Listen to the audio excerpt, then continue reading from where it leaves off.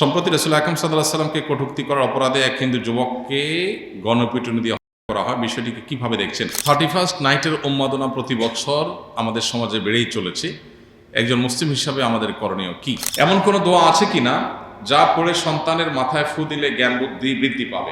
এরপরে প্রশ্ন হলো, আমি এক স্থানে আসরের ফরজ সালাত জামাতে পড়তে গেলে প্রথম রাকাত সূরা ফাতিহার পরে সূরা মিলানোর আগেই রুকুতে চলে যায়। এমত অবস্থায় করণীয় কি? আমরা জানি পানিতে ডুবে মারা গেলে শহীদি মর্যাদা পায়।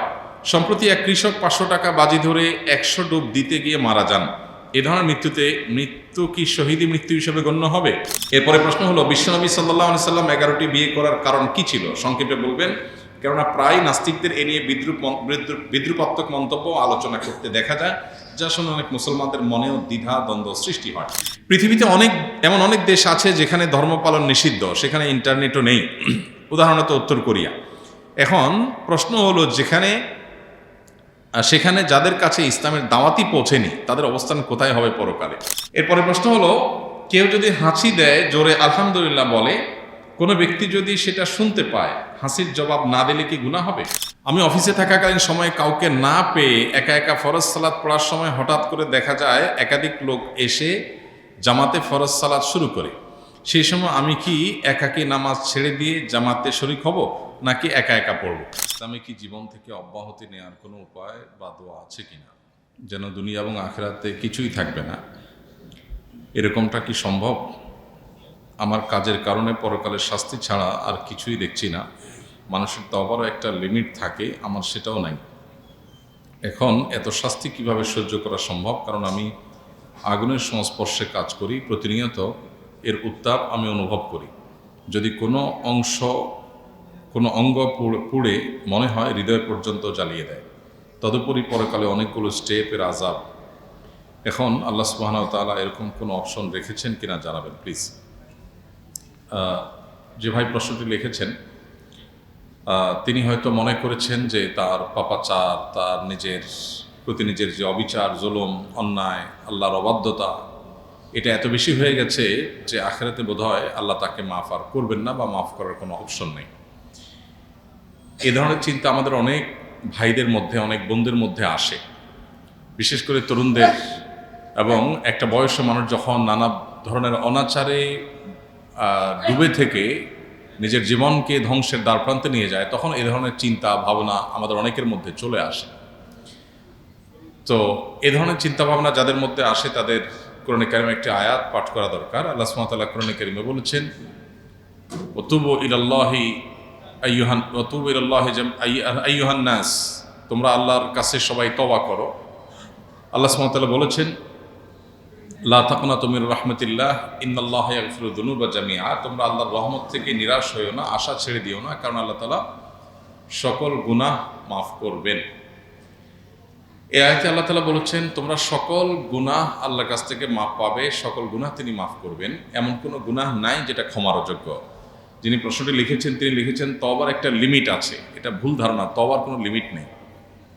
তওবা এমন একটা সিস্টেম যেটা আনলিমিটেড। বান্দার তওবার কোনো লিমিটেশন নাই যে আল্লাহ এরপরে আর মাফ করবেন না, এমন কোনো কথা কোরআন হাদিসে কোথাও বলা হয়নি।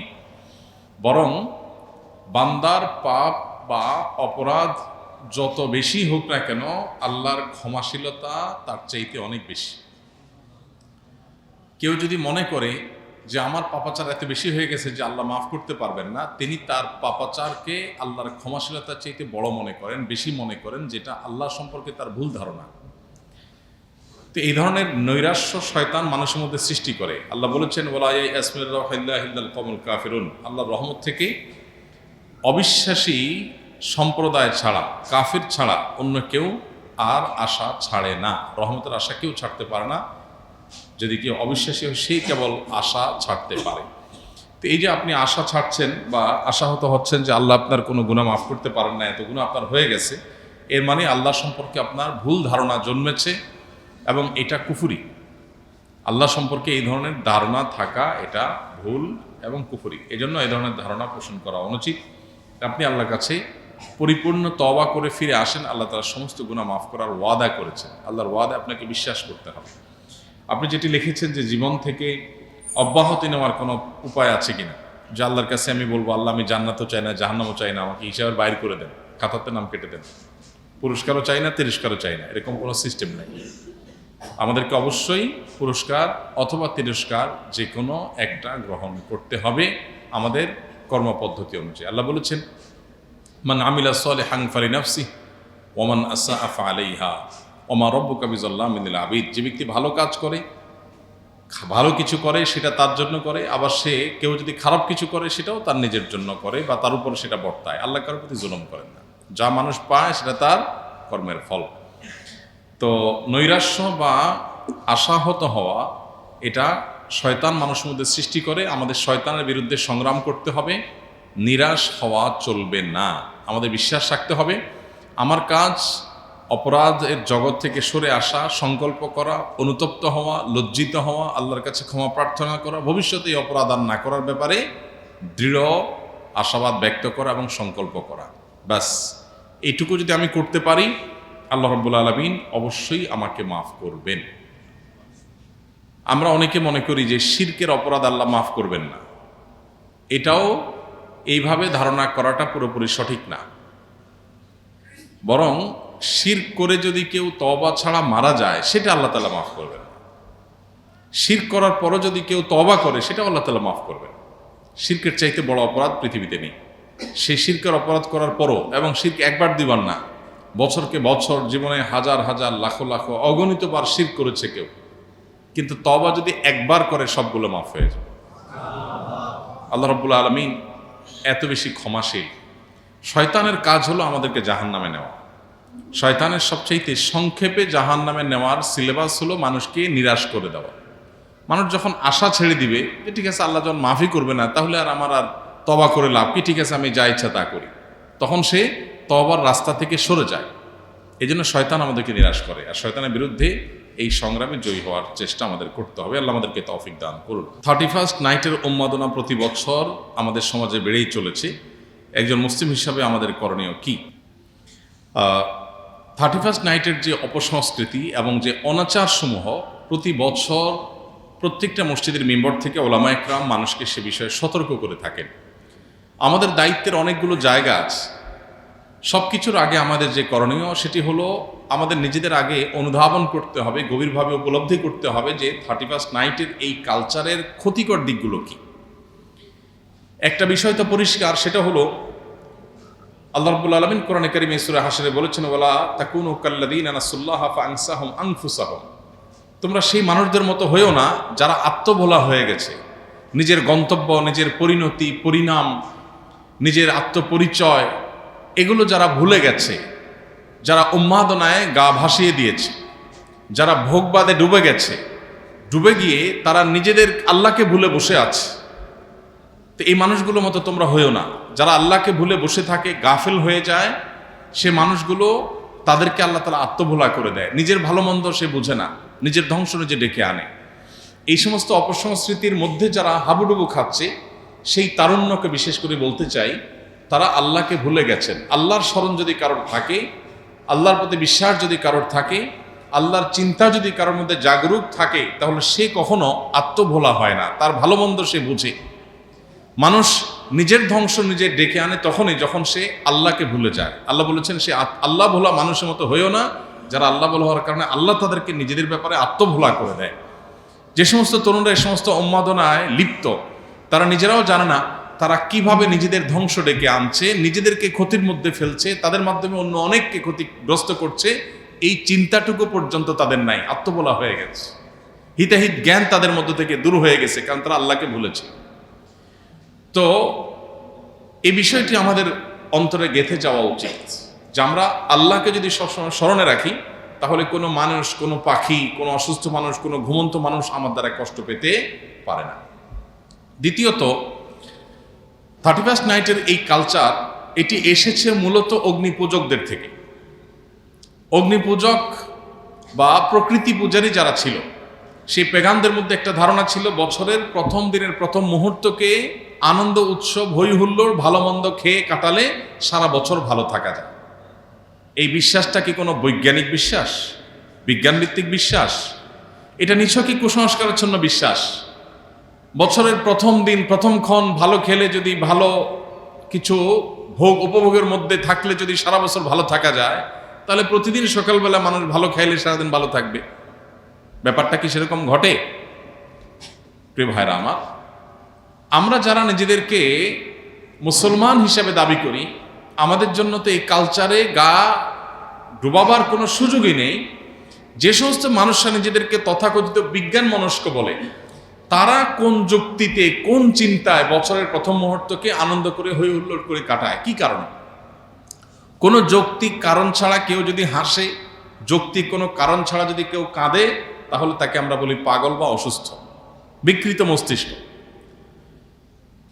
হঠাৎ করে বছরে 365 রাতের মধ্যে একটি রাতে এসে 12টা 1 মিনিট আপনি আনন্দ করছেন, হই হুল্লোড় করছেন, আতশবাজি করছেন, পটকা ফুটাচ্ছেন, নাচ গান করছেন, 12টা 1 মিনিট হওয়ার সাথে সাথে লাফালাফি শুরু করছেন। কারণটা কি? কি এমন হয়েছে যে আপনি লাফালাফি করছেন? অথচ তেমন কিছু হয়নি।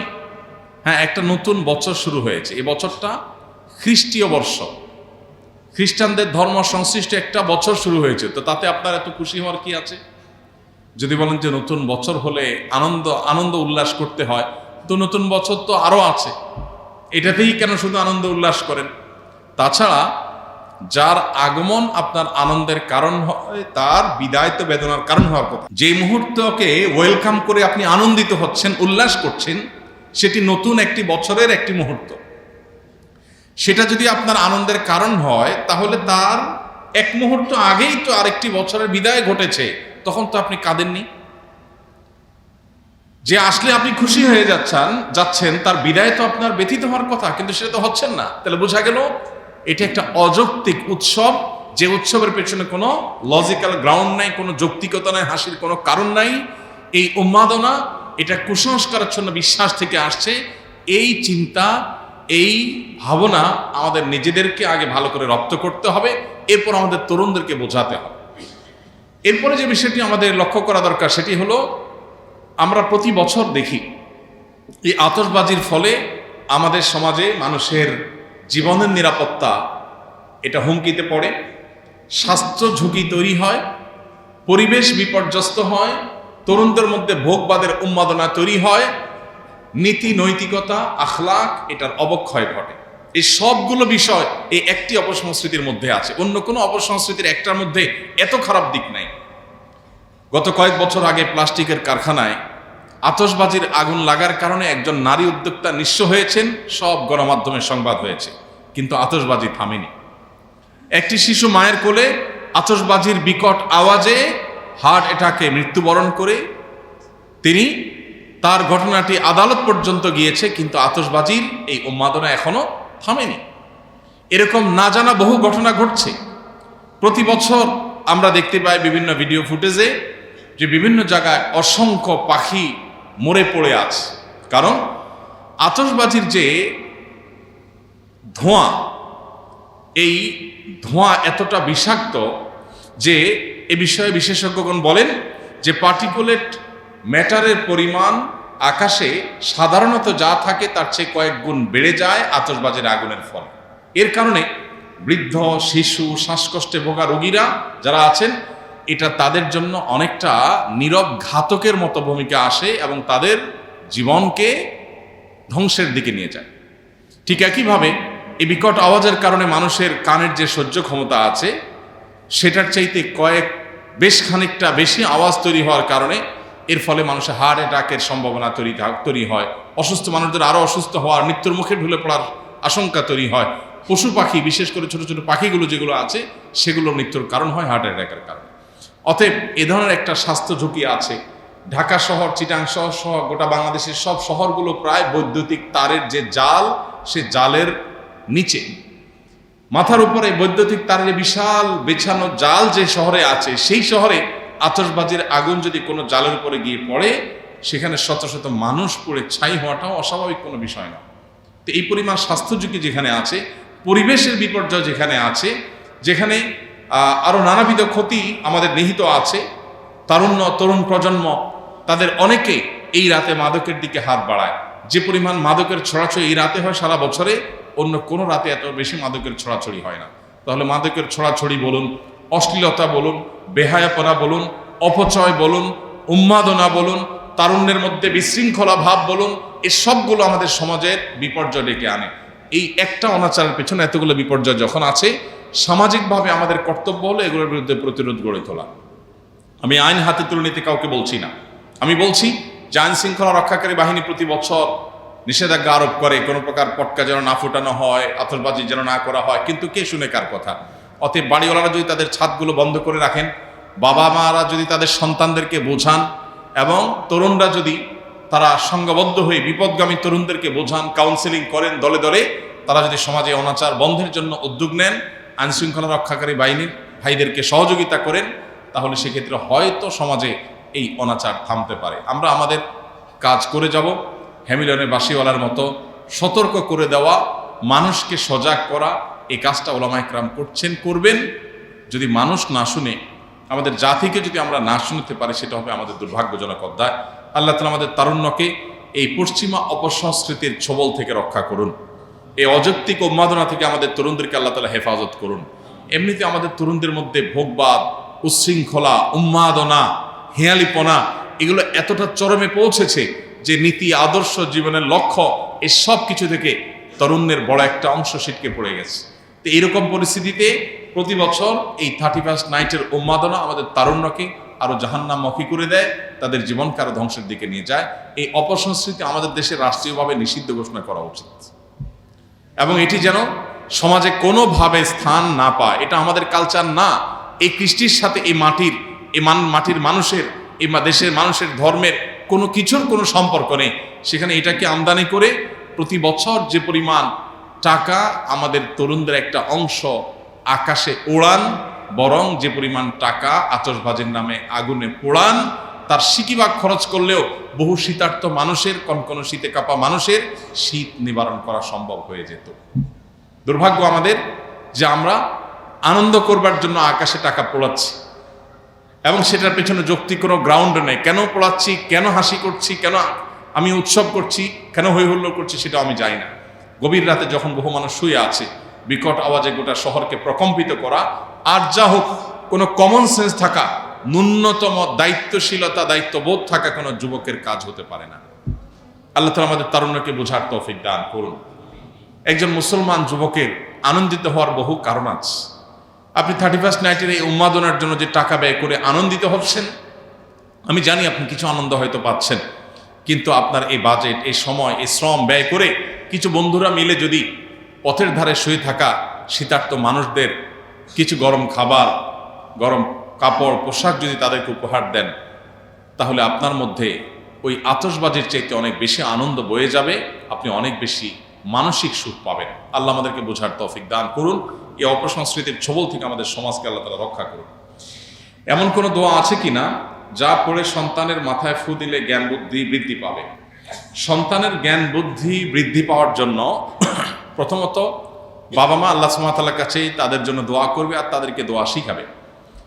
নবী করিম সাল্লাল্লাহু আলাইহি ওয়াসাল্লাম প্রতিদিন সকালে এবং সন্ধ্যায় দোয়া পড়তেন, বিভিন্ন রকমের দোয়া পড়তেন। সকালে একটা দোয়া তিনি পড়তেন, আল্লাহুম্মা ইন্নী আসআলুকা ইলমান নাফিআ, আল্লাহ আপনার কাছে উপকারী জ্ঞান চাই, উপকারী জ্ঞান চাই। উপকারী জ্ঞান বুদ্ধি যেন আমাদের বাড়ে, সেই জন্য আমরা প্রত্যেকে যার যার জন্য দোয়া করব। বাচ্চাকে দোয়া শিখাই দেন, আপনি দোয়া পড়ে ফু না দিয়ে বাচ্চাকে শিখান, তুমি আল্লাহর কাছে উপকারী জ্ঞান চাও, আল্লাহ তাকে উপকারী জ্ঞান দেবে ইনশাআল্লাহ।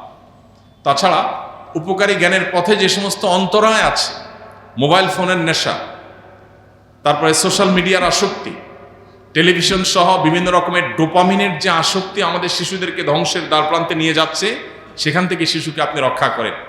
শিশুর মেধা নষ্ট হওয়ার পথগুলো থেকে রক্ষা করেন, ইনশাআল্লাহ অটোমেটিক সে মেধাবী হবে, সে বুদ্ধিমান হবে। এবং আল্লাহ তাআলার কাছে দোয়া যখন করবো, ইনশাআল্লাহ শিশুকে আল্লাহ তাআলা তার জীবনে, তার জ্ঞানে, গুণে এবং সব কিছুতে বারাকা দান করবেন। এরপরে প্রশ্ন হলো, আমি এক স্থানে আসরের ফরজ সালাত জামাতে পড়তে গেলে প্রথম রাকাত সূরা ফাতিহার পরে সূরা মিলানোর আগেই রুকুতে চলে যায়, এমত অবস্থায় করণীয় কি? জামাতে ফরজ নামাজ যখন পড়বেন, ইমাম আস্তে যখন সূরা পড়েন, তখন তার পিছনে সূরা ফাতিহা পড়বেন কিনা উলামা ইকরামের ইখতিলাফ আছে। ফুকাহা হানাফির মতে পড়বেন না, ইমামেরটাই যথেষ্ট। অন্য অনেক ইমামের মতে পড়বেন। এখন অন্যান্য ইমামদের, বিশেষ করে অনেক ইমামদের মতে নীরবে কেরাত হলে আপনি শুনতে পান না, তখন পড়বেন। সরবে কেরাত হলে মাগরিবে, ফজর আপনি শুনবেন।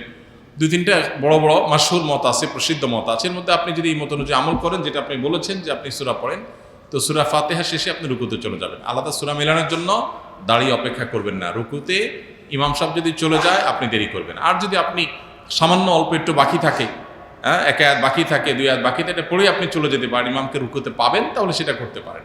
কিন্তু খুব বেশি বিলম্ব যদি করেন যে ইমাম উঠে যায় রুকু থেকে, তাহলে সেটা জায়েজ হবে না। আমরা জানি পানিতে ডুবে মারা গেলে শহীদি মর্যাদা পায়। সম্প্রতি এক কৃষক 500 টাকা বাজি ধরে 100 ডুব দিতে গিয়ে মারা যান। এ ধরনের মৃত্যু কি শহীদি মৃত্যু হিসেবে গণ্য হবে? মোটেই না ভাই, শহীদি মৃত্যু এত সহজ না। 50 টাকার লোভে কোনো ভাই যদি 100টা ডুব দিতে গিয়ে মারা যান, আল্লাহ তাআলা মাফ করুন। এটা নেহায়েতই তার বিভ্রান্তি এবং ভুল পদক্ষেপ। আল্লাহ তাআলা তার এই বান্দাকে মাফ করে দিন, আমরা দোয়া করি। তার শোক সন্তপ্ত পরিবারকে আল্লাহ তাআলা সান্ত্বনা নসিব করুন। আমাদের জীবনে অনেকে এই ধরনের হেয়ালিপনা, অনেকে এই ধরনের পাগলামো করি। এই পাগলামো করার কোনো সুযোগ নাই। ইমানদারের জীবনের মূল্য অনেক বেশি। কারণ ইমানদারের জীবনের মূল্য কি? জীবনের প্রাইস কি? জান্নাত। ইমানদারের জীবনের মূল্য কি? জান্নাত।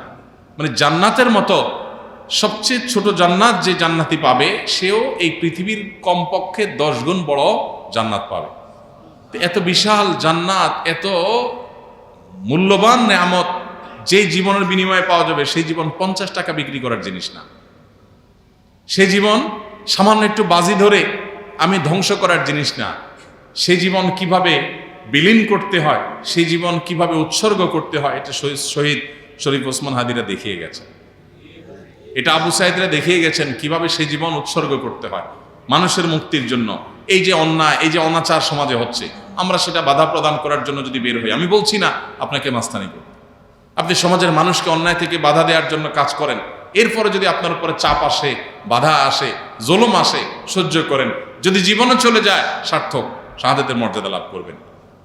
অতএব এই ধরনের বাজি ধরতে গিয়ে মারা গেলে শাহাদাতের মর্যাদা এত সস্তা জিনিস না।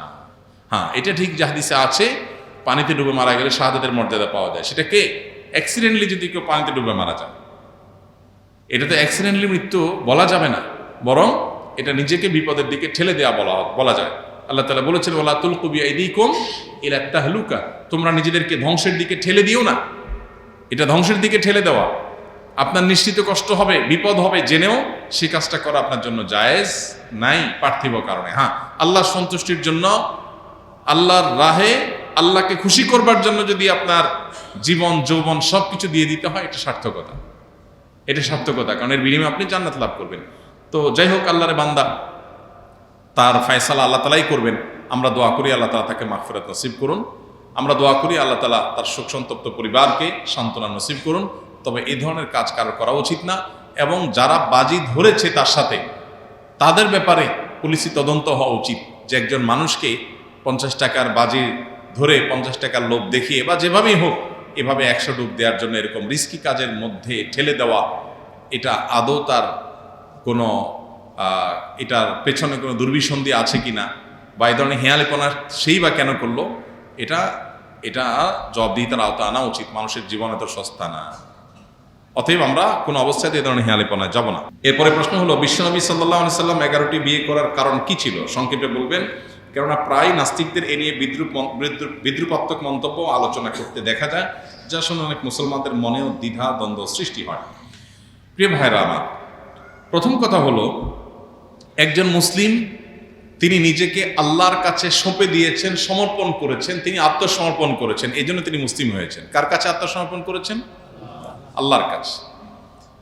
তিনি মনে প্রাণে বিশ্বাস করেন আল্লাহ রাব্বুল আলামিন যা নির্দেশ করেন এর ভিতরে কল্যাণ আছে, যা নিষেধ করেন এর মধ্যে ক্ষতি নিহিত আছে।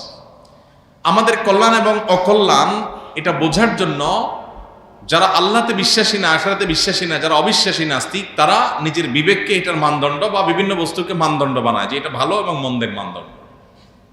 ঈমানদার বিশ্বাস করে যে ভালো আর মন্দের মানদণ্ড হলো ওয়াহি। আল্লাহর পাঠানো ওয়াহি যদি কোনোটাকে ভালো বলে সেটা ভালো, কোনোটাকে মন্দ বললে সেটা মন্দ। কারণ মানুষের বিবেক বুদ্ধিতে সবসময় সবকিছু ভালো বা মন্দ মনে হয় না। কলকারখানা যখন আবিষ্কার হয়েছে, পৃথিবীতে যখন ফ্যাক্টরি রেভলিউশন হয়েছে, তখন কলকারখানার কালো ধোঁয়া যে পরিবেশকে ধ্বংস করবে এটা মানুষ চিন্তাও করতে পারে নাই, কিন্তু এখন সেটা হয়েছে। মানুষ যখন প্লাস্টিকের জীবন গোটা পৃথিবীতে যখন ছেয়ে দিয়েছে, প্রত্যেকটা প্রসেসিং ফুড প্লাস্টিকের প্যাকেটে, প্লাস্টিকের বোতলে, প্লাস্টিকময় জীবন যখন করে ফেলেছে, তখন মানুষ বুঝতে পারে না এটা মানুষের ধ্বংস ডেকে আনবে, পরিবেশ বিপর্যস্ত করবে। এখন মানুষ বুঝছে। মানুষ আজকে যেটাকে ভালো মনে করছে তার বিবেক দ্বারায়, কালকে তার কাছে সেটা খারাপ মনে হতে পারে। আবার আজকে যেটাকে সে খারাপ মনে করছে, কালকে তার কাছে প্রমাণ হতে পারে তার ধারণা ভুল ছিল। কারণ মানুষের জ্ঞান বুদ্ধি সব সীমিত। তার ইন্দ্রিয় নির্দিষ্ট কিছু দেখতে পায়, এর বেশি দেখতে পায় না। নির্দিষ্ট দূরে শুনতে পায়, এর বেশি শুনতে পায় না। অতএব মানুষের জ্ঞান বুদ্ধি ইন্দ্রিয় সব সীমিত। একজন ঈমানদার এই ইন্দ্রিয়ের বাইরে মহান রব্বুল আলামিনের দেওয়া তথ্যের উপর ভিত্তিতে ভালো মন্দ বিশ্বাস করে, যার কারণে তার বিশ্বাসটা যতটা যৌক্তিক, তার বিশ্বাসটা যতটা শক্ত এবং অনড়, একজন তথাকথিত নিজের বিবেক বুদ্ধি দ্বারা ভালো মন্দ নিরূপণকারী মানুষের বিশ্বাস এতটা অনড় হয় না, বরং নড়বড়ে হয়। এই জন্য আমরা যদি আল্লাহর প্রতি ঈমান এনে থাকি, তাহলে আল্লাহ রাসূলকে আল্লাহ তাআলা নির্দেশ করেছেন 11টা বিবাহ করার জন্য, নিশ্চয়ই এর ভিতরে কোনো কল্যাণ আছে। ব্যাস, এটা আল্লাহর নির্দেশ। কারণ আল্লাহ নবী আল্লাহর নির্দেশের বাইরে কোনো কিছু করেন না। আমাদেরকে একজন পুরুষকে সর্বোচ্চ 4টি বিবাহের পারমিশন দিয়েছেন, যদি সে ইনসাফ করতে পারে, না পারলে একটার বেশি না। তো এর পেছনে কল্যাণ আছে, এর পেছনে যৌক্তিকতা আছে। মানুষ যখন ঠেকায় পড়ে, তখন অনেক কিছু যেটা আগে তার বুঝে আসতো না, সেটা তখন তার বুঝে আসে। নবী করিম সাল্লাল্লাহু আলাইহি ওয়াসাল্লামের পরে নাস্তিকরা কি বলে সেটা আমাদের দেখার বিষয় না। তিনি আল্লাহর নির্দেশের বাইরে চলেন নাই। কোরআনে আল্লাহ বলেছেন, মা ইয়ানতিকু আনিল হাওয়া ইন হুয়া ইল্লা ওয়াহয়ুন ইউহা। নবীজি নিজের প্রবৃত্তি থেকে কোনো একটি কথা মুখ দিয়ে বলেন নাই, তিনি যা বলেছেন সব ওহী। সো তার বিবাহ এটা কার নির্দেশে হয়েছে? আল্লাহর নির্দেশে হয়েছে। এর ভিতরে কল্যাণ আছে। আমার বুঝে আসুক চাই না আসুক, ব্যাস, এটার নাম ঈমান। আর তিনি কেন করলেন, তাহলে বাকিরা কেন পারে না? এটা হলো ওই নিজের যুক্তি, নিজের বুদ্ধি, নিজের বিবেককে দিয়ে ভালো মন্দ নিরূপণ করার চেষ্টা, যেটা মুসলিম করতে পারে না। মুসলিমের ভালো মন্দ নিরূপণের উপায় কি? ওহির ভিত্তিতে করবে, আল্লাহর আদেশ নিষেধের ভিত্তিতে করবে। এবার আসেন, এটা হলো মৌলিক কথা। এর পাশাপাশি একটা কথা বলে রাখি, নাস্তিকরা নবী সাল্লাল্লাহু আলাইহি সাল্লামের চরিত্রে কালিমা লিপনের যে ব্যর্থ চেষ্টা করে, সেটা অপনোদন করবার জন্য, খণ্ডন করবার জন্য আপনার নিজের ভেতরে একটি ছোট্ট ধারণাই যথেষ্ট। সেটা হলো, নবী সাল্লাল্লাহু আলাইহি সাল্লামের জীবনে যত জীবন সঙ্গিনী ছিলেন, তার স্ত্রীদের মধ্যে একজন শুধু কুমারী ছিলেন, তিনি ছিলেন আয়েশা রাদিয়াল্লাহু তাআলা আনহা। তিনিও আবার কুমারী, এমন কুমারী যে তিনি যখন নবী সাল্লাল্লাহু আলাইহি ওয়াসাল্লামের সাথে যখন বিয়ে হয়, তখন তিনি শিশু ছিলেন, যার ফলে তার সঙ্গে স্বামী স্ত্রী হিসেবে বাসর, যেটাকে নিয়মতান্ত্রিক স্বামী স্ত্রী সুলভ একসাথে থাকা বলে, সেটা শুরু হয়েছে বেশ কয়েক বছর পরে। তার মানে নবী সাল্লাল্লাহু আলাইহি সাল্লাম, আমরা সাধারণত নিজেদের মানবীয় দুর্বলতার কারণে যে বিয়ে শাদী করি, অথবা একজন পুরুষ একজন নারীতে আসক্ত, একজন নারী একজন পুরুষে যে আসক্ত হয় মানবীয় দুর্বলতা থেকে, তার এই বিবাহের কোনোটি সেই জায়গা থেকে ছিল না। যদি হতো তাহলে ওই শিশু বিয়ে করে কয়েক বছর অপেক্ষা করা লাগতো না তার প্রাপ্তবয়স্ক হওয়া পর্যন্ত। তিনি চাইলে কুমারী প্রাপ্তবয়স্ক তরুণী সুন্দরী বিয়ে করতে পারতেন কি পারতেন না? লক্ষ লক্ষ সাহাবী সবাই তার কাছে মেয়ে দিতে, বোন দিতে প্রস্তুত ছিল। অমুসলিমরা বরং প্রস্তাব দিয়েছিল যে, মোহাম্মদ, তুমি তোমার তাওহীদের দাওয়াত থামাও, এই মক্কার সবচেয়ে সুন্দরী নারী চাও বিয়ে করতে, আমরা বিয়ে করাবো তোমাকে। তিনি সে অফার গ্রহণ করেন নাই। আর বাকি যে 10 জন, এই 10 জনের সবাই হয় স্বামী পরিত্যক্তা, স্বামী মারা গেছেন, আর না হলে তালাক প্রাপ্তা। তার মানে কারো বয়স নবী সাল্লাল্লাহু আলাইহি ওয়াসাল্লামের চাইতে, বয়সের চাইতে আরো অনেক বেশি। কারোর হয়তো আগে 2-3টা সন্তান ছিল, কারোর হয়তো 1টা বা 2টা বিয়ে হয়েছে। এ ধরনের নারীদেরকে সাধারণত সমাজে কে বিয়ে করতে চায়? কুমারী মেয়ে বিয়ে করার সুযোগ থাকতে এই ধরনের মেয়ে বিয়ে করতে চায় না। তার সমস্ত স্ত্রী এরকম, একজন ছাড়া, যিনি কুমারী ছিলেন তিনিও আবার ছিলেন শিশু। স্ত্রী হিসেবে তার সাথে সংসার করার জন্য অপেক্ষা করতে হয়েছে কয়েক বছর। তাহলে বোঝা গেল, নাস্তিকরা নবী সাল্লাল্লাহু আলাইহি সাল্লামের চরিত্রে যে কালিমা লেপন করার চেষ্টা করে, সেটাতে তারা ব্যর্থ। কারণ তারা কোনোভাবে এটা প্রমাণ করতে পারবে না, নাউজুবিল্লাহ, যে আমরা মানুষ হিসেবে আমাদের মানবীয় দুর্বলতা থেকে যে আপনার পুরুষ নারীর প্রতি, নারী পুরুষের প্রতি আমরা যে আসক্ত হই, তিনি এই আমাদের মানবীয় দুর্বলতা থেকে আল্লাহ তাআলা তাকে এত ঊর্ধ্বে রেখেছেন। মানে এই জায়গাতে তার এই বিবাহগুলো মানবীয় দুর্বলতা থেকে হয় নাই, বরং এটা আল্লাহর ফয়সালায় হয়েছে। তিনি যে বিবাহ করেছেন, ওই বিবাহ আজকালকার এই তথাকথিত নাস্তিকদেরকে যদি বলা হয় মানবিক কারণে একজন বিধবা, একজন তালাকপ্রাপ্তা, 2-3 সন্তানের মা তোমার চাইতে বয়সে 10 বছর বেশি বিয়ে করো, জীবনে বিয়ে করবে না সে। তাহলে নবী করিম সাল্লাল্লাহু আলাইহি সাল্লামের যে বিষয়টাকে দিয়ে তার চরিত্রে কালিমা লেপন করার চেষ্টা করছো, সেটা বরং তার চরিত্রের ভালো দিক, মহানুভবতার দিক, যেটা তুমি হয়তো সেভাবে ভাবনি। আর সবচেয়ে বড় কথা হলো সেটা যেটা প্রথমে বলেছি, আল্লাহ রাব্বুল আলামিন তার নবীকে যে নির্দেশ করেছেন এর পেছনে বহু হিকমত, রহস্য নিহিত আছে। আমরা নিজের বিবেকের গোলামি করি না, আল্লাহর দাসত্ব করি। এটা তার একটা অ্যাসিড টেস্ট, এটা তার একটা অগ্নি পরীক্ষা, যে আল্লাহ তার নবীর জন্য ফয়সালা দিয়েছেন, তুমি মানো কিনা। নাকি আল্লাহর নির্দেশ মানতে গিয়ে তোমার বিবেককে টেনে আনো, তাহলে তুমি বিবেকের গোলাম, আল্লাহর গোলাম না। এজন্য নাস্তিকদের উস্কানি অথবা তাদের বিভ্রান্তিতে আমরা পা দেব না। আল্লাহ তাআলা আমাদের ঈমানকে হেফাজত করুন। নাস্তিকরা বা নবী সাল্লাল্লাহু আলাইহি সাল্লামের বিরুদ্ধাচরণকারী, ইসলাম মুসলমানদের প্রতি বিদ্বেষ লালনকারী যারা আছে, তারা পৃথিবীতে বেশিরভাগ মানুষই মনোবেদনায় ভোগে। তারা নিজেরা মনে করে তারা অনেক মুক্তমনা, তারা নিজের চিন্তা করতে পারছে। আমাদেরকে মনে করে আমরা বোধহয় আল্লাহর গোলামি করে আবদ্ধ হয়ে গেছি। আমরা তাদের চাইতে মানসিক সুখ তাদের চাইতে অনেক বেশি ভোগ করছি, আলহামদুলিল্লাহ। অতএব আলহামদুলিল্লাহ আলা নিয়ামাতিল ইসলাম, ইসলামের নিয়ামত পেয়ে আল্লাহর কাছে শুকর। আমরা দোয়া করি আল্লাহ আমাদের সে সমস্ত বিভ্রান্ত ভাইদেরকে হেদায়েত দান করুন। পৃথিবীতে এমন অনেক দেশ আছে যেখানে ধর্ম পালন নিষিদ্ধ, সেখানে ইন্টারনেটও নেই। উদাহরণত উত্তর কোরিয়া। এখন প্রশ্ন হলো, সেখানে যাদের কাছে ইসলামের দাওয়াতই পৌঁছেনি তাদের অবস্থান কোথায় হবে পরকালে? কোনো ব্যক্তি, কোনো সমাজের মানুষের কাছে যদি ইসলামের কোনো দাওয়াত না যায়, তাহলে কিয়ামতের ময়দানে তাদের কোনো হিসাব নাই, শুধু একটা হিসাব হবে। সেটা হলো তারা কোনো সৃষ্টিকর্তায় বিশ্বাস করছে কিনা, আল্লাহর একত্ববাদে বিশ্বাস করছে কিনা, এটুকু হিসাব নেওয়া হবে। বলে এটুকু কেন হিসাব নেওয়া হবে? কারণ এইটুকু বোঝার জন্য কোনো দাওয়াতের প্রয়োজন নেই। মানুষের বিবেক যথেষ্ট। মানুষের বিবেক তার সৃষ্টিকর্তার খোঁজ করার জন্য যথেষ্ট। তার বিবেকই তাকে তাড়না দিবে যে আমাকে কে সৃষ্টি করলেন। এই পৃথিবী কি এমনি এমনি চলছে? এমনি এমনিতে একটা গাছের পাতাও নড়ে না, বাতাস আসে তাই পাতা নড়ে। বাতাস ছাড়া কি পাতা নড়ে? কেউ না নাড়ালে কি পাতা নড়ে? একটা পাতা যদি এমনি এমনি না নড়ে, তো পৃথিবীর এই মহাসৃষ্টির সব কিছু চলছে কোনো ক্রিয়েটর ছাড়া। ক্রিয়েশন হচ্ছে ক্রিয়েটর ছাড়া, এটা তো অযৌক্তিক। অতএব এই ক্রিয়েশনটাই ক্রিয়েটরের অস্তিত্ব, মহান সৃষ্টিকর্তার অস্তিত্বের জানান দেয়। এই কথা বোঝার জন্য, আল্লাহর অস্তিত্ব এবং একত্ববাদে বিশ্বাসী হওয়ার জন্য কোনো নবী রাসূলের দাওয়াতের প্রয়োজন নাই। মানুষের কমন সেন্স যথেষ্ট। এতটুকু বিশ্বাস যদি ধারণ করে, বাস তারা আখিরাতে নাজাত পেয়ে যাবে, তাদের আর কিচ্ছু লাগবে না।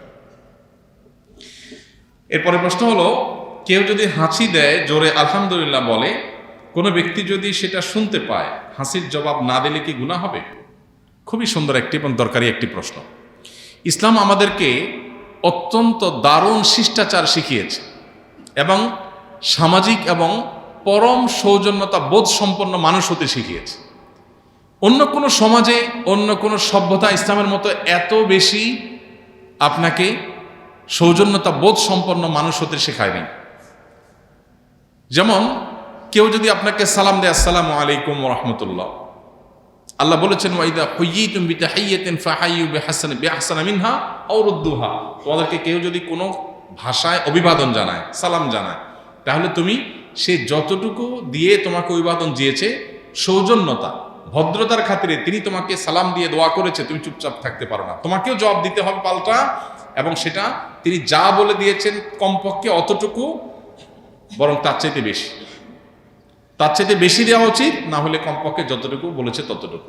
কেউ যদি বলে আসসালামু আলাইকুম ওয়া রাহমাতুল্লাহ, তুমি চুপ থাকলা, তুমি গুনাহগার হবে। কেউ যদি আসসালামু আলাইকুম ওয়া রাহমাতুল্লাহ বলার পর জবাবে যদি আপনি বলেন ওয়া আলাইকুম আসসালাম, শুধু কমায় বলেন, তাহলে আপনি গুনাহগার হবেন। তিনি যতটুকু বলেছেন কমপক্ষে ততটুকু বলতে হবে, পারলে বাড়িয়ে বলবেন।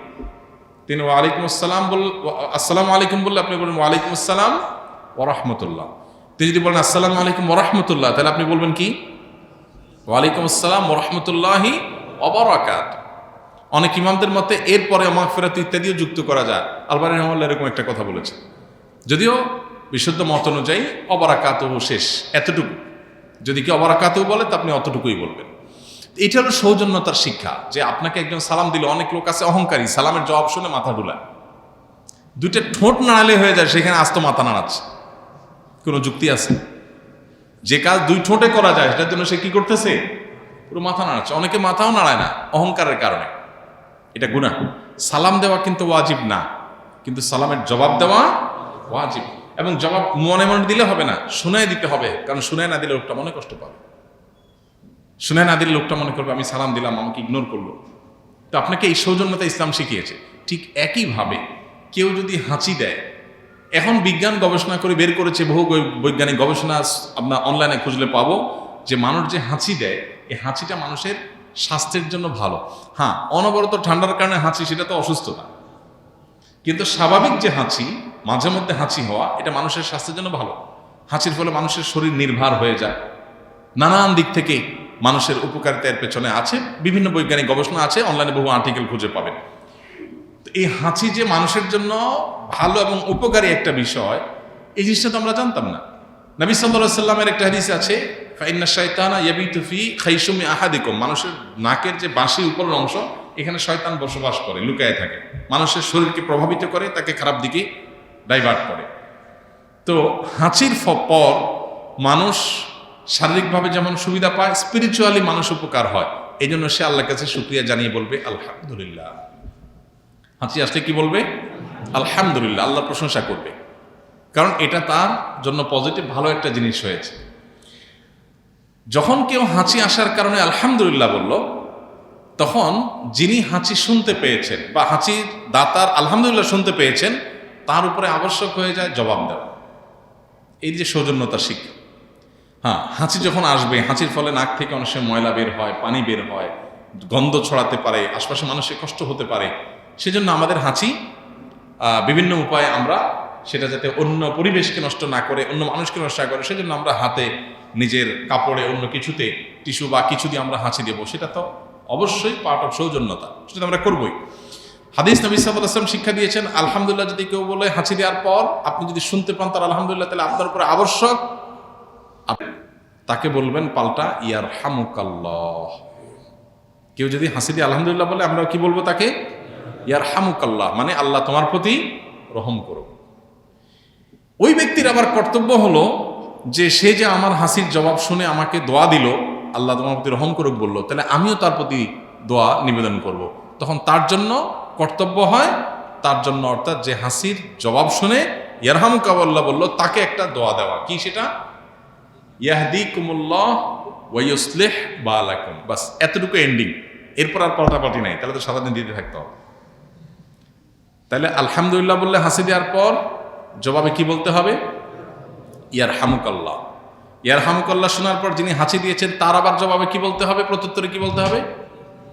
ইয়াহদিকুমুল্লাহ ওয়া ইউসলিহ বালাকুম। কত চমৎকার অর্থবহ দোয়া। আল্লাহ আপনাকে হেদায়েত দান করুক, সঠিক পথ দেখাক, এবং আপনার অবস্থা সংশোধন করে দিন, আপনার অবস্থা ঠিকঠাক করে দিন। একটা দোয়া।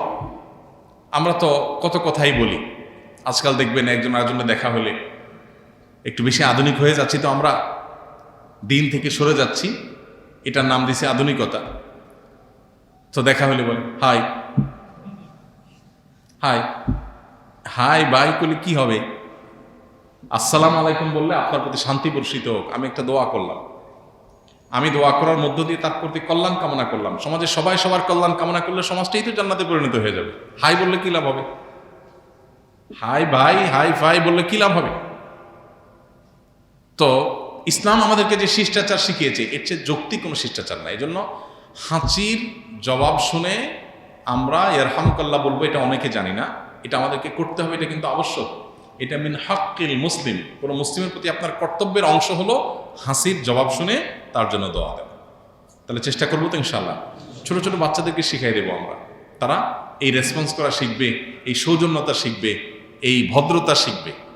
যে একজন হাঁচি দিয়ে আলহামদুলিল্লাহ বলেছে আমি শুনেছি, তাকে বলবো ইয়ারহামুকাল্লাহ, শুনে বলতে হবে, মনে মনে না। আবার যিনি আলহামদুলিল্লাহ বলেছেন, হাসি দিয়েছেন, তিনি বলবেন ইয়াহদিকুমুল্লাহ ওয়া ইউসলিহ বালাকুম। এই একটা সুন্নাত আমাদের সমাজ থেকে হারিয়ে গেছে, আমরা অনেকে জানিও না। এটা বিস্তার করবো তো ইনশাল্লাহ। এটা আমি অফিসে থাকাকালীন সময়ে কাউকে না পেয়ে একা একা ফরজ সালাত পড়ার সময় হঠাৎ করে দেখা যায় একাধিক লোক এসে জামাতে ফরজ সালাত শুরু করে। সেই সময় আমি কি একাকী নামাজ ছেড়ে দিয়ে জামাতে শরিক হব, নাকি একা একা পড়ব? আমাদের লক্ষ্য রাখতে হবে যে কেউ যদি আমাদেরকে আমরা একা একা জামাতে দাঁড়ানোর পর দেখি জামাত শুরু হয়েছে, তাহলে আমি জামাত ছেড়ে নিজের নামাজ ছেড়ে ওই জামাতে শামিল হওয়ার সুযোগ নেই। কারণ আল্লাহ তাআলা বলেছেন লা তুবতিলু আমালাকুম, তোমরা তোমাদের আমলকে বাতিল করে দিও না, তোমাদের আমলকে বাতিল করে দিও না, এটা আল্লাহ তাআলা আমাদেরকে বলেছেন। অতএব এটা আমাদেরকে মাথায় রাখতে হবে। এখন আমরা যদি কেউ মনে করি যে না আমি একা শুরু করছি, এখন জামাতের বললে তো 27 গুণ সওয়াব হবে, সেটাতে আমি যদি যাই তাহলে সেক্ষেত্রে আমার নামাজটা ভাঙতে হবে। নামাজ ভাঙা এটা ভালো কিছু না। হ্যাঁ, মানুষ নামাজ ভাঙতে পারে নিরুপায় হয়ে, কোনো বিপদ হয়েছে, কোনো বিশেষ কারণে নামাজ ভাঙতে হয়েছে, অজু ভাঙছে সেজন্য ভাঙতে হয়েছে, এটা ভিন্ন কথা। কিন্তু আপনি অতিরিক্ত সওয়াবের জন্য এটা করতে পারেন না। আপনার দাঁড়ানোর আগেই চিন্তা করা দরকার ছিল যে আশপাশে জামাতের কোনো ব্যবস্থা আছে কিনা, সেই জিনিসটা আমাদেরকে লক্ষ্য রাখতে হবে। আল্লাহ আমাদেরকে বোঝার তৌফিক দান করুন। প্রশ্ন দেওয়ার আরো আগে প্রশ্ন দিতে হবে, শেষ মুহূর্তে প্রশ্ন দেওয়া যাবে না। তারপরে এক প্রশ্ন দিয়েছেন, আমরা পড়ি। সম্প্রতি রাসূল আকরাম সাল্লাল্লাহু আলাইহি ওয়াসাল্লামকে কটূক্তি করার অপরাধে এক হিন্দু যুবককে গণপিটুনি দিয়ে হত্যা করা হয়, বিষয়টিকে কিভাবে দেখছেন? এ বিষয়ে আমরা এর আগেও কথা বলেছি। দেখুন, আমাদের একটা জিনিস মাথায় রাখতে হবে, আমাদের নবী করিম সাল্লাল্লাহু আলাইহি ওয়াসাল্লামকে কেউ কটূক্তি করলে, ধর্ম অবমাননা করলে, কোরআন হাদিসকে নিয়ে বাজে মন্তব্য করলে একজন মুসলমান হিসেবে আমরা সংক্ষুব্ধ হই, আমরা কষ্ট পাই। এই কষ্ট পাওয়া থেকে অনেক সময় আমরা সংক্ষুব্ধ হয়ে নিজেরা ওই ব্যক্তির উপর চড়াও হই, অথবা আমাদের কাছে কেউ জানিয়েছে, কোনোভাবে কোনো মাধ্যমে আমরা জানতে পেরেছি একটা লোক কটূক্তি করেছে। এমনও হতে পারে যে কটূক্তি করেছে সে মানসিক রোগী হতে পারে, আবার হতে পারে সে ঠান্ডা মাথায় কটূক্তি করেছে, আবার হতে পারে কটূক্তির কথা যেটা আমরা শুনতে পাচ্ছি যে লোকটা কটূক্তি করেছে এটার পেছনের কোনো ঘটনা থাকতে পারে। যেমন এই যে হিন্দু যুবক যার ব্যাপারটা বলা হচ্ছে সে নাকি শ্রমিক নেতা ছিল, যদিও এটা আরও সত্যতা কতটুকু বাংলাদেশে তদন্ত করে প্রকৃত ঘটনা চূড়ান্ত রূপে মানুষের সামনে একেবারে বিশ্বাসযোগ্য ঘটনাকে তুলে ধরার নজির খুব বেশি নাই। প্রত্যেক ঘটনার পেছনে ঘটনা থাকে, নানান নাটক কাহিনী থাকে। আপাত দৃষ্টিতে যে সমস্ত তথ্য উপাত্ত আসছে, বিভিন্ন গণমাধ্যমে উঠে আসছে, সেটা দ্বারা বোঝা যাচ্ছে যে প্রতিষ্ঠান কর্তৃপক্ষ তার ব্যাপারে শ্রমিক আন্দোলন নিয়ে অসন্তোষের মধ্যে ছিল, তারা তার ব্যাপারে অভিযোগ তুলে পাঠিয়ে দিয়েছে। আবার দু একটা জিনিস দেখেছে যে হ্যাঁ সে সত্যিই কটূক্তি করেছে। এখন মূল ঘটনা কি? তাকে কি প্ল্যান মাফিক এখানে পার্থিব স্বার্থ হাসিল করার জন্য ধর্মের কোনো একটা ইস্যুকে আনা হয়েছে, নাকি আসলেই সে এরকম কোনো জঘন্য কাজ করেছে? বিষয়টা তো তদন্ত সাপেক্ষ বিষয়। প্রয়োজনে ওলামা একরাম সউদ্যোগে তদন্ত করা উচিত এই সমস্ত বিষয়গুলোতে। শুধুমাত্র রাষ্ট্রের দিকে না তাকিয়ে থেকে বিদগ্ধ ওলামা একরামের সর্বোচ্চ একটা দল এ ধরনের বিষয়গুলোকে তদন্তের দায়িত্ব নেওয়া উচিত, তারা গভীরভাবে করা উচিত এবং রাষ্ট্র সেখানে সহায়তা করা উচিত। তাহলে অনাকাঙ্ক্ষিত ঘটনাগুলো হয়তো কমে আসবে। এই ধরনের ইস্যুগুলো যখন আসে তখন আমাদের প্রত্যেকটা মানুষের উচিত যে আমার সংক্ষুব্ধ হওয়ার পাশাপাশি ঘটনার পেছনে কোনো ঘটনা আছে কিনা সেটা খুঁজে বের করা পর্যন্ত অপেক্ষা করা। মুশকিল হলো আমাদের প্রচলিত আইন এবং আমাদের সমাজে যে প্রচলিত বিচার ব্যবস্থা আছে, এটার প্রতি মানুষের আস্থা এতটা তলানিতে চলে গেছে যে এখানে তাদের কাছে দেয়া হলে তারা তদন্ত করে দোষী হলে তার বিচার করবে, শাস্তি দিবে, এ আশা সাধারণ মানুষ খুব বেশি একটা করে না। তাহলে এখানে বোঝা গেল এই ধরনের ঘটনার পেছনে আমাদের আইনশৃঙ্খলা রক্ষাকারী বাহিনী, বিচার বিভাগ, সরকার, সংশ্লিষ্ট কর্তৃপক্ষ, তাদের বিশাল বড় দায়িত্বের জায়গা আছে। তারা যদি ধর্ম অবমাননা করার জন্য কঠোর শাস্তির আইন তৈরি করতেন এবং সেটা প্রয়োগ করতেন, তাহলে সাধারণ মানুষ কেউ কখনো আইন হাতে তুলে নিত না। সাধারণ মানুষকে আইন হাতে তুলে নিতে এই সিস্টেম বাধ্য করছে, কিন্তু এরপরও একজন মুসলমান তিনি আইন হাতে তুলে নিতে পারেন না। একজন লোককে একজন ধর্ম অবমাননা করেছে বলে তার কারখানা থেকে বের করে দিল আর আপনি মাইন শুরু করে দিলেন। এই ঘটনার পিছনে ঘটনা থাকতে পারে, অন্য কোনো কাহিনী থাকতে পারে। একটা মানুষের জীবন, সে হিন্দু হোক অন্য ধর্মাবলম্বী হোক, এভাবে শেষ করার সুযোগ নেই। এজন্য একজন ইমানদার একদিকে তার মধ্যে আল্লাহ এবং তার রাসূলের প্রতি প্রচণ্ড ভালোবাসা থাকবে, অবমাননা করলে তার অন্তরে রক্তক্ষরণ হবে, সেটা যেমন সত্য, আবার একই সাথে তিনি দায়িত্ববান হবেন, দায়িত্বশীল হবেন। সাহাবীদের অনেকে নবী করিম সাল্লাল্লাহু আলাইহি ওয়াসাল্লামের সামনে বলেছেন, হে আল্লাহর রাসূল, অমুকে অমুক কথা বলার কারণে, এই কাজ করার কারণে তার মৃত্যুদণ্ড পাওয়ার উপযুক্ত হয়ে গেছে, আপনি আমাকে অনুমতি দেন তার গর্দান উড়াই দেই। এরকম কথা বিভিন্ন হাদিসে আছে। তাহলে সাহাবী কেন রাসূল অনুমতি নিতে গেছেন? সাহাবী নিজে কেন মায়ের শুরু করে দেন নাই? কারণ রাসূল আকরাম সাল্লাল্লাহু আলাইহি ওয়াসাল্লাম মদিনা রাষ্ট্রের বিচারিক প্রধান ছিলেন। তার অনুমতি ছাড়া নিজে নিজে ওই ব্যক্তির গায়ে হাত সাহাবী তোলেন নাই, একটা ঘটনা পাওয়া যায় না। হ্যাঁ, যে দুই একটা কাব ইবনে আশরাফ বা কিছু ঘটনা পাওয়া যায়, এগুলোতে রাসূল আকরাম সাল্লাল্লাহু আলাইহি ওয়াসাল্লাম চূড়ান্ত অনুমোদন পাওয়া গেছে, কোনোটাতে পরবর্তীতে অনুমোদন পাওয়া গেছে, কিন্তু আপনার নিজে থেকে আপনার মনে হলো একটা মানুষকে অপরাধী আর আমি শাস্তি দেওয়া শুরু করলাম, তাহলে আপনার কাছে আমাকে মনে হবে, আমার কাছে আপনাকে মনে হবে, একজনের প্রতি একজন শত্রুতা থাকবে, তার নামে একটা কথা উঠাই দিবে, এভাবে সমাজ বিশৃঙ্খল হবে। একটা বিশৃঙ্খল সমাজ কখনো একজন মুসলমানের কাছে কাম্য হতে পারে না। এজন্য আমরা এই সমস্ত ক্ষেত্রে সহনশীলতার পরিচয় দিব, একই সাথে প্রচলিত সিস্টেমকে আমরা চ্যালেঞ্জ করব। কেন প্রচলিত সিস্টেম মুসলমানদের বা যে কোনো ধরনের মানুষদের সংক্ষুব্ধ করার পথ খোলা রাখছে, অথচ কঠোর শাস্তির কোনো আইন করে নাই, প্রয়োগের কোনো ব্যবস্থা রাখে নাই? সেখানে আমাদের বড় জোরে প্রশ্ন রাখা উচিত এবং জোরালো চাপ সৃষ্টি করা উচিত, যাতে করে কোনোভাবে এগুলো না হয়। গোটা পৃথিবীর সব দেশে, উন্নত দেশগুলোতে পর্যন্ত ফাইটিং ওয়ার্ড নামে একটা সব জিনিস আছে, যে আপনি কোনো কথা বলে কাউকে সংক্ষুব্ধ করলেন, তারপর সে আপনাকে আঘাত করলো, আপনি কিছুই করেন না, শুধু একটা কথা বলেছেন, আপনার কথার কারণে সে সংক্ষুব্ধ হয়ে যে আঘাত করেছে, এর জন্য আপনার দায় আছে। কেন আপনি ওই কথা বলে তাকে সংক্ষুব্ধ করলেন? একজন মানুষ আমার রাসূলকে গালি দিবে, মুসলমান হিসাবে আমার শরীরে রক্ত গরম হবে, এটা স্বাভাবিক। অতএব সে কেন গালি দিয়েছে তাকে দোষী না বানিয়ে শুধুমাত্র যে আঘাত করেছে তাকেই সবসময় দোষী বানানো, এটা এক ধরনের বৈষম্য। অতএব ধর্ম অবমাননার এই অপরাধকে সর্বোচ্চ অপরাধ ধরে তার বিরুদ্ধে কঠোর আইন এবং সেটার প্রয়োগ, এটা যদি হয়, আমার ধারণা এ ধরনের অনাকাঙ্ক্ষিত ঘটনাগুলো কমে যাবে ইনশাআল্লাহ। আল্লাহ তাআলা আমাদেরকে তৌফিক দান করুন। জাযাকুমুল্লাহ খাইর।